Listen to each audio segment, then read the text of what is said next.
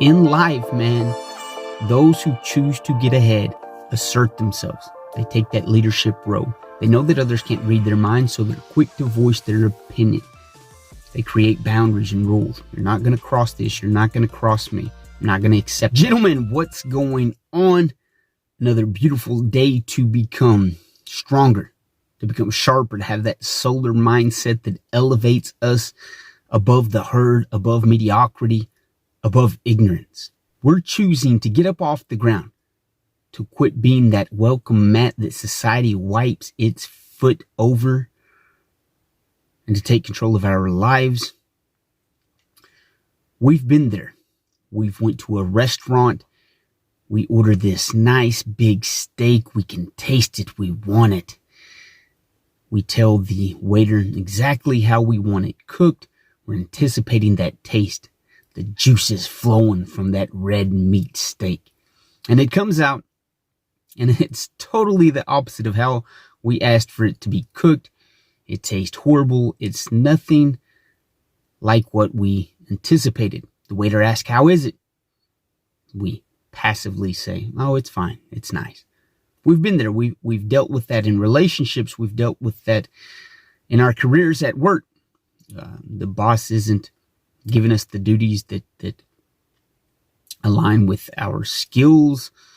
Co-workers are ignorant and assholes, but we keep silent. We remain passive. We even accept the duties and responsibilities of others when they ask, merely because we're playing that nice guy, and we attend to the needs of others instead of our own well-being, our own mental health, our own physical health.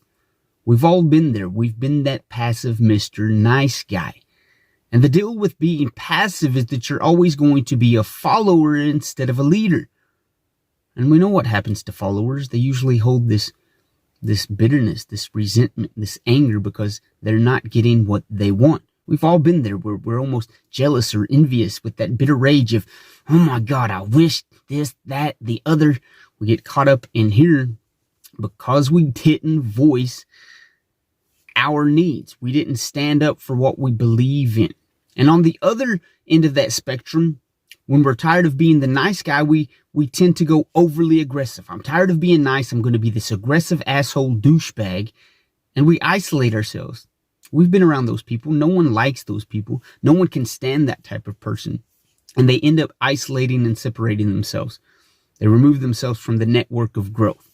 We don't want to be that guy where people begin to resent us and are angry at us, because that doesn't offer us any value networks, any value partnerships down the road when needed.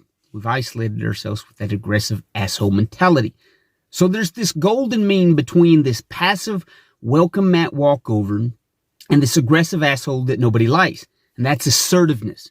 We have to be assertive. And when we become assertive, we're creating a voice.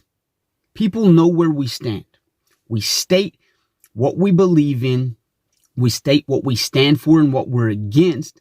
And people can recognize who we are, the direction that we're going in. They know how to present themselves to us. They know what we're going to accept, what we're not going to accept.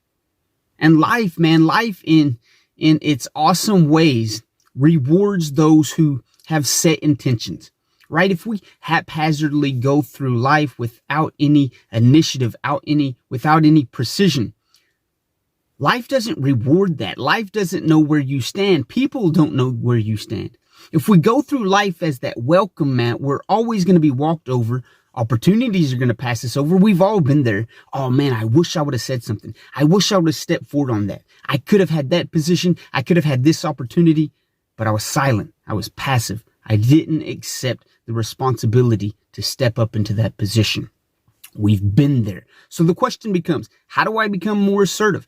How do I lean into that position of stating who I am? First and foremost, we have to accept responsibility. It's nobody else's responsibility to get you in a position that's going to move you forward in life. Right? The nice guy waits for someone else to step up. The nice guy is a follower. But a man that is assertive takes leadership. He owns that moment. This is what I can do. I assert myself in this position because it benefits me. I'm going to say yes to life. I'm going to say yes to this opportunity. This is what I want.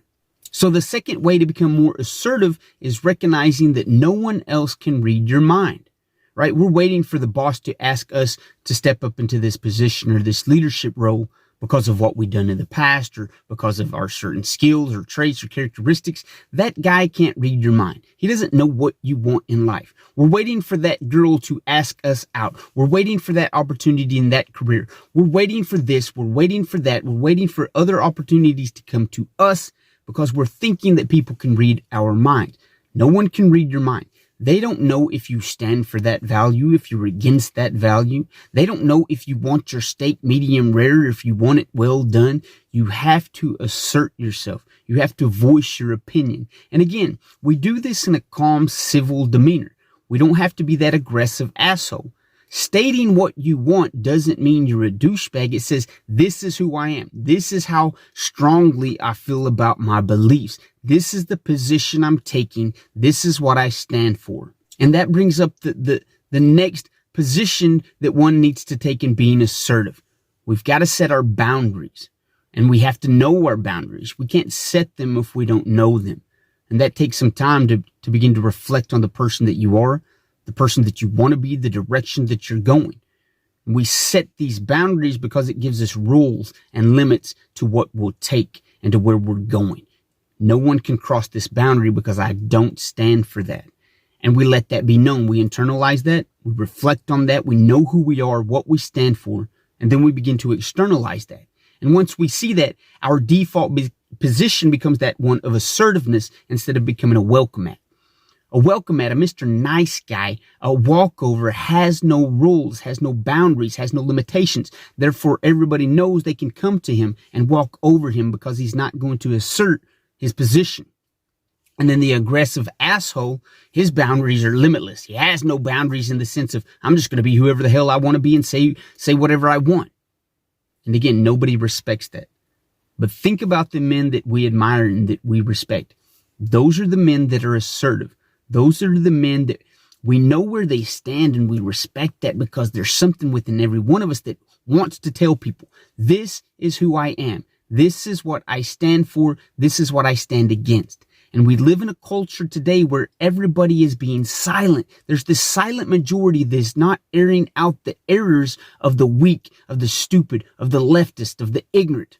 We need people that know who they are, know their boundaries, know what they stand for, what they stand against, and then they begin to speak that and they assert themselves in that position. And when we do that, like I said, reward people, society. They reward those people that assert themselves because they voice their opinion. And when someone speaks their mind, we find strength in that. We admire that because we're all wanting to speak who we are. Many times we neglect the power of that fact. There's some power in saying, this is who I am. This is what I stand for. But many a Mr. Nice Guy forgo that power in respect of not wanting to hurt someone's feelings or not get in the way of someone else. In life, man, those who choose to get ahead assert themselves. They take that leadership role. They know that others can't read their minds, so they're quick to voice their opinion. They create boundaries and rules. You're not going to cross this. You're not going to cross me. I'm not going to accept that. They assert that position in a respectful, calm, civil demeanor, and life begins to reward them.